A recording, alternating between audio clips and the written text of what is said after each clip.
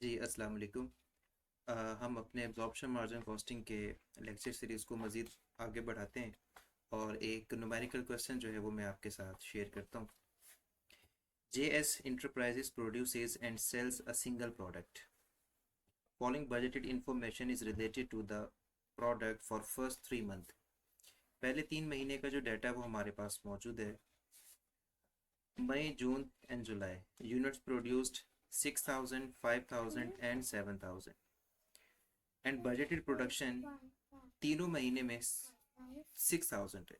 यानी कि जो हम यूनिट्स बनाना चाहते हैं हर महीने वो 6,000 है। इसको बजटेड प्रोडक्शन भी कहते हैं, इसको नॉर्मल कैपेसिटी भी कहेंगे, इसमें एक्सपेक्टेड प्रैक्टिस भी कहेंगे इसको।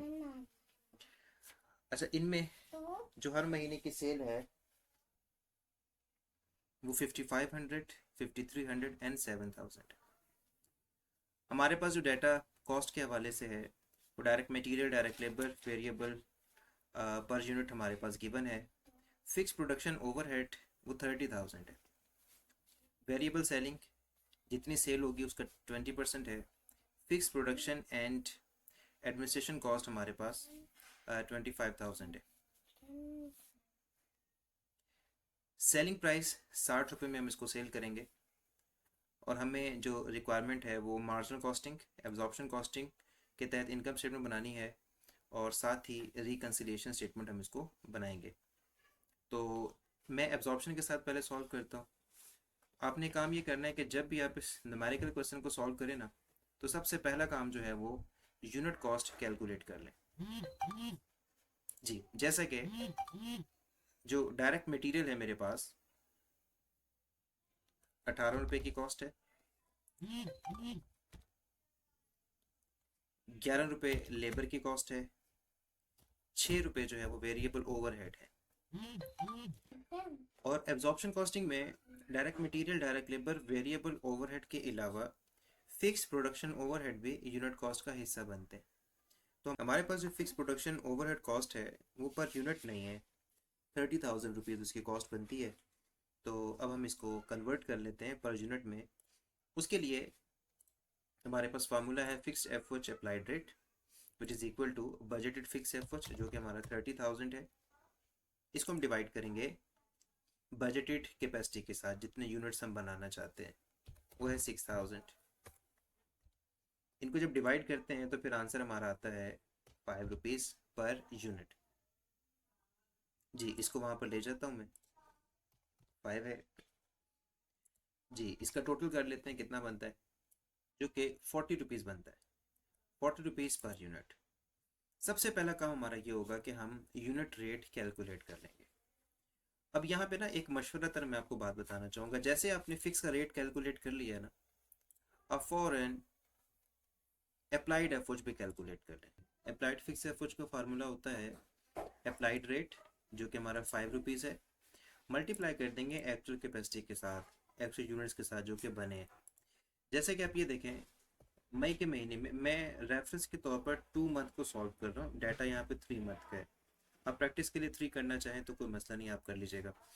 5 हमारा है अप्लाइड रेट, हम इसको मल्टीप्लाई करेंगे जो इसकी प्रोडक्शन है, जो प्रोड्यूस की है वो है 6,000। इसी तरह जून की तरफ चलते हैं, 5 मल्टीप्लाई बाय जो यूनिट्स बने हैं वो आपके 5,000 जो कि 30,000 एंड 25,000 है।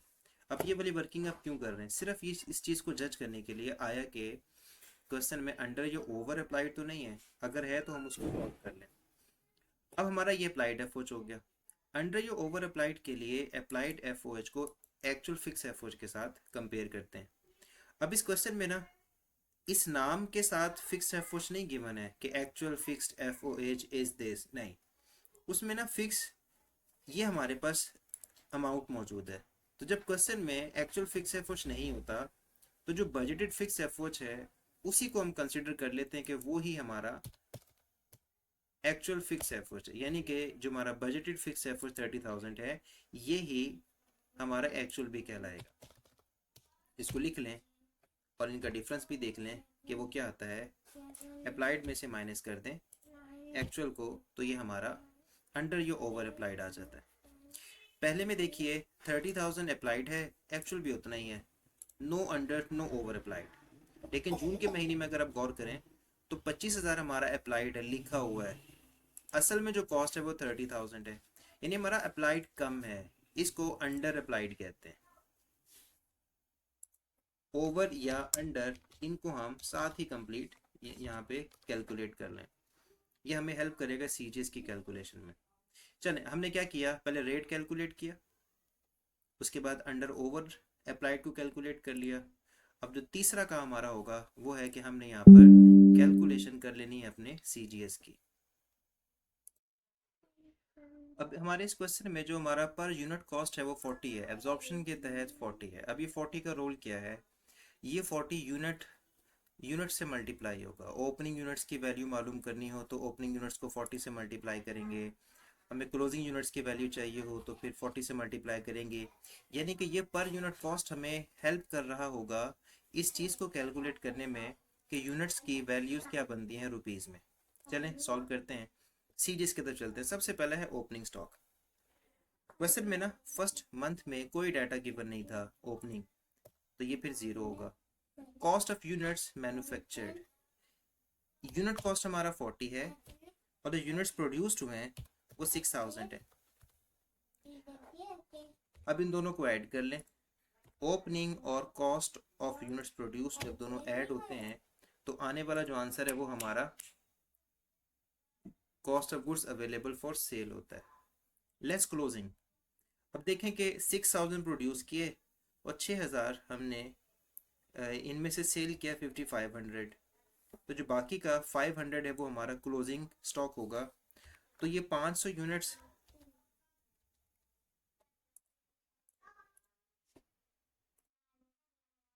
500 यूनिट्स हमारे क्लोजिंग में है, तो उनकी वैल्यू क्या होगी, 500 मल्टीप्लाई बाय यूनिट रेट। जी, हमारा कॉस्ट ऑफ गुड्स सोल्ड आएगा 2,40,000 हमने अवेलेबल फॉर सेल था हमारे पास, इसमें से ना 20,000 की वैल्यू बच गई, 2,20,000 हमारा कॉस्ट ऑफ गुड्स सोल्ड है। लेकिन इसमें चूंकि फिक्स्ड ओवरहेड, हमारा जो रेट ऐड था ना वो 5, ये एक्सपेक्टेड था, एस्टिमेटेड था, एक्चुअल नहीं था, जिस वजह से अंडर यो ओवर अप्लाइड के चांसेस होते हैं। तो पहले महीने में ना no under no over applied था, इसलिए मैं इसको ज़ीरो कर देता हूँ। इट मीन के जब आप इनमें से कुछ माइनस या ऐड नहीं करेंगे तो सेम वैल्यू आपके नीचे आ जाती है। तो फर्स्ट मंथ जो हमारा सीजीएस है वो 2,20,000 है। चलें, इसी तरह से हम जून को भी कैलकुलेट कर लेते हैं। जून कैसे होगा, ओपनिंग स्टॉक जो आपके पिछले महीने की क्लोजिंग स्टॉक होती है वही आपके लिए नेक्स्ट मंथ का ओपनिंग बन जाते हैं 20,000। अब जो यूनिट्स प्रोड्यूस्ड हुए हैं जून में वो हुए हैं 5,000, अब उनकी वैल्यू क्या बनेगी, वो इस तरह से बनेगी 5,000 मल्टीप्लाई बाय यूनिट रेट, दोनों को ऐड करेंगे।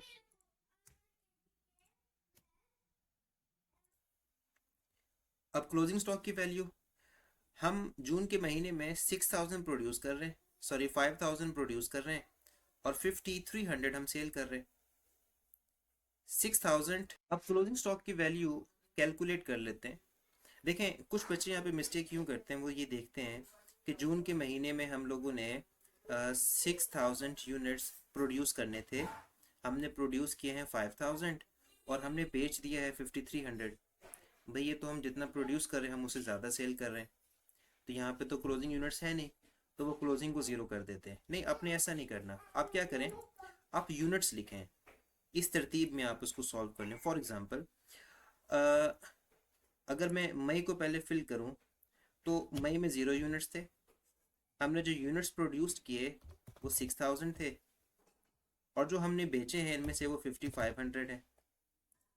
ठीक है, तो पीछे कितना रह गया, 6,000 में से हम माइनस करें 5,500, तो ये हमारा क्लोजिंग यूनिट्स है, यही क्लोजिंग यूनिट्स नेक्स्ट का ओपनिंग हो जाएगा 500। हमारे पास 500 पहले का पड़ा हुआ है और हम इस दफ़ा जो प्रोड्यूस करें 5,500, इन दोनों को ऐड कर लें तो 6,000 हमारे पास मौजूद है। अब इसमें से 5,300 हमने सेल कर दिया, रिमेनिंग हमारे पास 700 यूनिट्स ऐसे हैं जो कि क्लोजिंग यूनिट्स होंगे, इन्हीं की वैल्यू मुझे यहाँ पे चाहिए। तो 700 यूनिट की क्या वैल्यू बनेगी, मल्टीप्लाई बाय जो हमने रेट कैलकुलेट किया हुआ है जो कि हमारा 40 बनता था। चलें अब इसको आगे सॉल्व करते हैं। हमने माइनस करना होता है अवेलेबल फॉर सेल से क्लोजिंग स्टॉक को, तो ये हमारा 1,92,000 CGS की वैल्यू आ गई। लेकिन हमने देखना है कि क्या अंडर यू ओवर अप्लाइड तो नहीं है। तो मैंने जब दूसरे मंथ का जून का कैलकुलेट किया था तो मेरा 5,000 का डिफरेंस आ रहा था, अप्लाइड कम था हमारा। हम 25,000 लिख रहे हैं, रियल में 30,000 है। तो हमारा अप्लाई किया हुआ फिक्स एफर्ट 5,000 से कम है। अगर अंडर अप्लाइड हो तो उसको ऐड किया करते हैं। तो कुछ यूँ होगा कि जो हमारा CGS है जो कि एवरेज है, नॉर्मल है, गलत है, उसमें हम जैसे ही अंडर अप्लाइड को ऐड कर देते हैं तो फिर हमारा रियल CGS आ जाता है, जिसको एट एक्चुअल कहते हैं। हमारे पास ना दोनों ही महीने के CGS आ चुके हैं, जिसमें मई और जून दोनों का मौजूद है। अब हम चलते हैं इनकम स्टेटमेंट की तरफ, जो कि मेन रिक्वायरमेंट है। सेल की वैल्यू यहाँ पर मैं लिख लेता हूँ कि ये मई का डाटा है और ये जो डाटा है मेरे पास जून का है।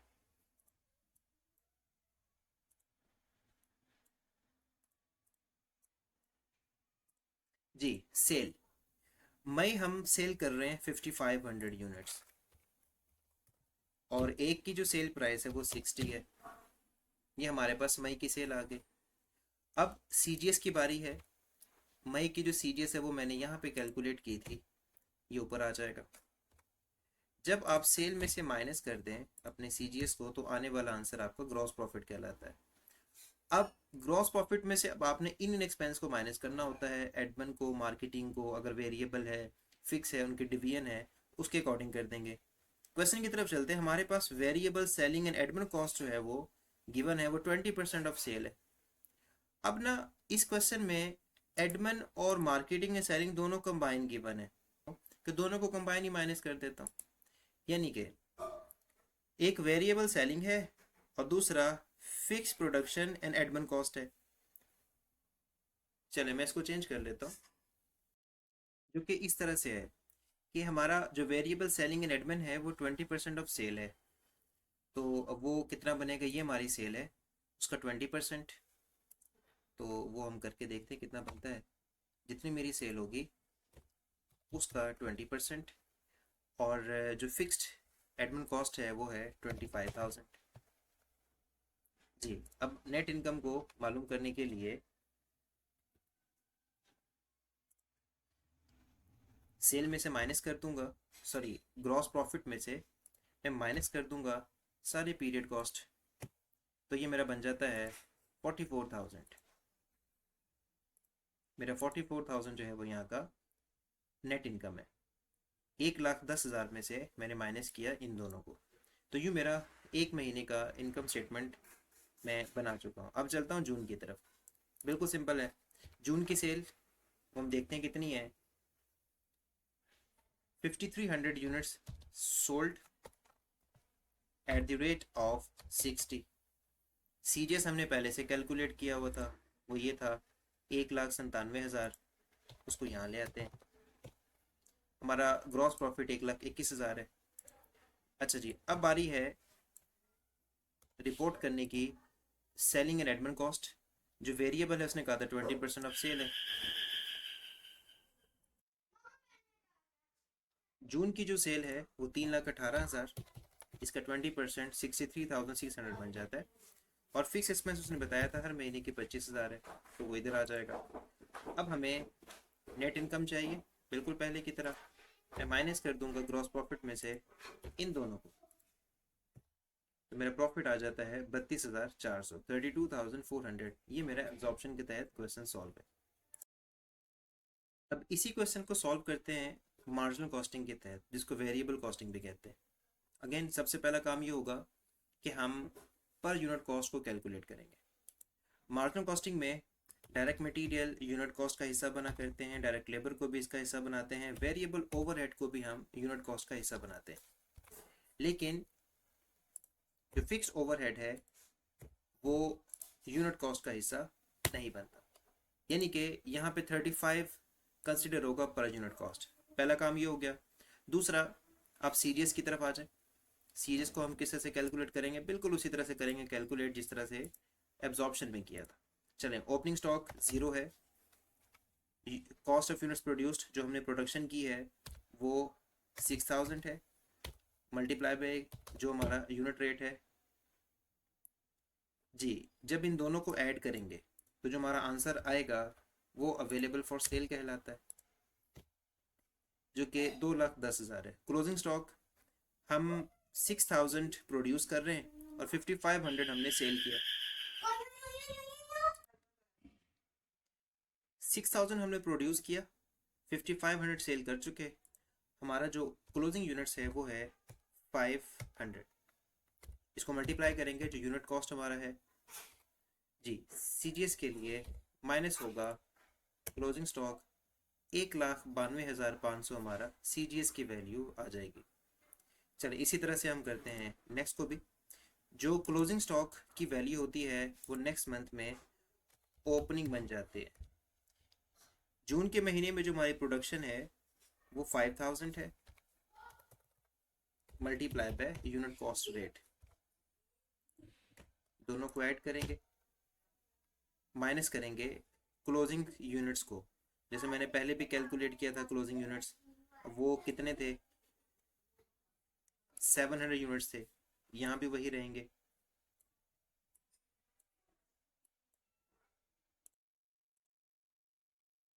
Seven hundred multiply by per unit cost. इस सीजीएस के लिए हमने माइनस करना होता है अवेलेबल फॉर सेल से क्लोजिंग को, तो हमारे पास वैल्यू आ चुकी है सीजीएस की, दोनों ही महीनों की हमारे पास वैल्यू आ चुकी है। चलिए अब इनकम स्टेटमेंट को बनाते हैं जी। सेल मई के महीने में जो हमारी सेल होगी वो, मैं इसको लिख लेता हूँ,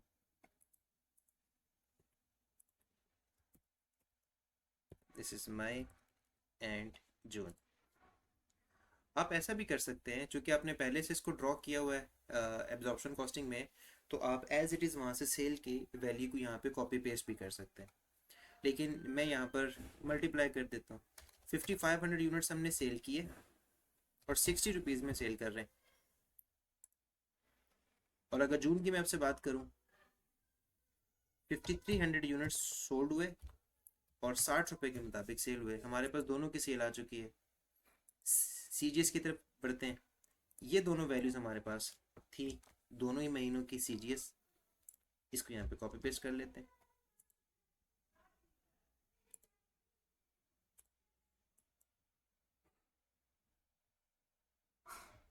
एक 92,500 और दूसरी की वैल्यू है वो 1,68,000 जी। सेल में से माइनस करेंगे, ये हमारे पास ग्रॉस कंट्रीब्यूशन मार्जिन आ गया। अब यहाँ तक हमारे ना वेरिएबल मैन्युफैक्चरिंग कॉस्ट माइनस हो चुके हैं। अब बारी आती है नॉन मैन्युफैक्चरिंग वेरिएबल, यानी कि variable marketing and selling, variable admin अगर कोई है तो हम उसको माइनस करेंगे।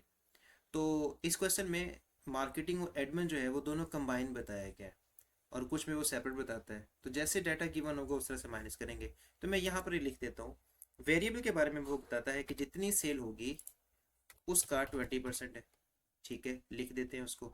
अब ग्रॉस कंट्रीब्यूशन मार्जिन कैसे आएगा आपका, sorry gross contribution margin minus variable, तो ये हमारे पास वैल्यू आ चुकी है कंट्रीब्यूशन मार्जिन की। अब इसमें से ना आपने सिर्फ फिक्स कॉस्ट को माइनस करना है। सबसे पहला जो फिक्स कॉस्ट है ना वो आपने फिक्स ओवरहेड को माइनस करना है। और फिक्स ओवरहेड कौन से वाला, जो कि हमारा एक्चुअल होगा, और इस क्वेश्चन में एक्चुअल 30,000 हमारे पास हैं। एडमिन कॉस्ट यानी कि fix production and admin cost हमारे पास वो 25,000 है, उसको भी यहाँ पे लिख देंगे। नेट इनकम के लिए contribution margin minus factory overhead minus admin cost, हमारे पास वैल्यू आ जाती है 16,500। ये हमारे पास एक वैल्यू आ चुकी है नेट इनकम की, जो कि मार्जिन के तहत इसको सॉल्व किया। अब चलते हैं जून में। जून की सेल में पहले लिख चुका था, माइनस कर दीजिए सीजीएस को ग्रॉस कंट्रीब्यूशन, उसके बाद मैंने माइनस करना है वेरिएबल मार्केटिंग एंड एडमिन को, जो उसने बताया था जितनी सेल होगी उसका 20% है। Gross contribution minus variable 86,400 contribution margin. Fix की तरफ चलते हैं। फिक्स ओवरहेड 30,000 पर मंथ था। एडमिन कॉस्ट 25,000 पर मंथ है। इसको माइनस करते हैं और देखते हैं क्या हमारा आंसर आता है। Contribution margin minus factory overhead यानी कि fix and minus admin fix, 31,400 हमारा नेट इनकम आ चुका है। इसको रिकंसाइल करेंगे और रिकंसाइल में यूँ होता है कि दोनों में डिफरेंस की वजह हमने बतानी होती है और आपको मालूम है कि डिफरेंस की वजह सिर्फ ये है, एब्जॉर्प्शन में हम 40 rupees per unit rate charge कर रहे हैं और मार्जिन कॉस्टिंग में हम 35 चार्ज कर रहे हैं। तो जो जो जो दोनों में डिफरेंस की वजह है वो फिक्स्ड ओवरहेड है। तो रिकंसाइल के लिए क्या करेंगे, आपने एब्जॉर्प्शन कॉस्टिंग का प्रॉफिट, मार्जिन कॉस्टिंग का प्रॉफिट, दोनों महीने का आपने इनका डिफरेंस ले लेना है। बड़ा सिंपल सा काम है। हम सबसे पहले इसका डिफरेंस लेंगे। तो जो डिफरेंस लेते हैं वो आता है 2500 पहले का है और दूसरे का डिफरेंस आ रहा है 1000 का। इस डिफरेंस को सामने रख लें। हमने इसको कंपेयर करना है किसके साथ, दोनों ही महीने के opening units minus closing units और मल्टीप्लाई करेंगे फिक्स एफओच रेट के साथ। तो जो वैल्यू आएगी वो हमारी रिकंसाइल्ड वैल्यू होगी। जैसे कि मैंने यहाँ पे मई का लिखा, मई में ओपनिंग आपको पता है 0 यूनिट से, क्लोजिंग 500 थे। एफ ओच फिक्स से मल्टीप्लाई करें 5 तो वो 2500 आता है, 2500। अब देखें मई की जो रिकंसाइल्ड वैल्यू है वो उस डिफरेंस के साथ मैच होनी चाहिए। वहाँ भी 2500 है, इस तरह से भी ये आपका 2500 आ जाता है। उसके बाद आ जाए नेक्स्ट को सॉल्व करते हैं जून को। तो जून के महीने में हमारा जो ओपनिंग है वो 500 यूनिट्स थे, क्लोजिंग 700 थे। दोनों को डिफरेंस जो लेते हैं वो आता है 200। उसको अपने मल्टीप्लाई करना था 5 के साथ, तो ये हमारा 1000 आ जाता है। प्लस या माइनस से कंसर्न नहीं है, हमने यहाँ पर डिफरेंस लेना है कि दोनों में फ़र्क कितना है। ये वाला 1000 मैं यहाँ पर लिख देता हूँ कंपेयर करने के लिए। अब ये देखें प्रॉफिट का डिफरेंस और जो रिकनसाइल्ड वैल्यू है ये दोनों अगर इक्वल है तो इसका मतलब ये है कि आपका क्वेश्चन ठीक है। Thank you so much.